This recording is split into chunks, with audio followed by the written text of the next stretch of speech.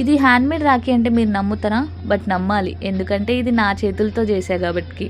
So B6000 gum తీసేసుకొని white colour pearl beads ఉంటాయి కదా హాఫ్ కట్వి, సో అవి యూజ్ చేసి ఫ్లవర్లా పెట్టేసుకున్నా. అండ్ తర్వాత బాల్ చైన్ ఉంటుంది కదా, అది 2 టైమ్స్ రౌండ్గా పెట్టేసుకున్నా ఆ ఫ్లవర్ చుట్టూ. అండ్ తర్వాత ఇది ఫ్లవర్ షేప్లో రావాలని చెప్పేసి డ్రాప్ షేప్వి ఉంటాయి కదా గోల్డ్ కలర్వి, అవి యూజ్ చేసి ఇలా పెట్టేసుకున్నా.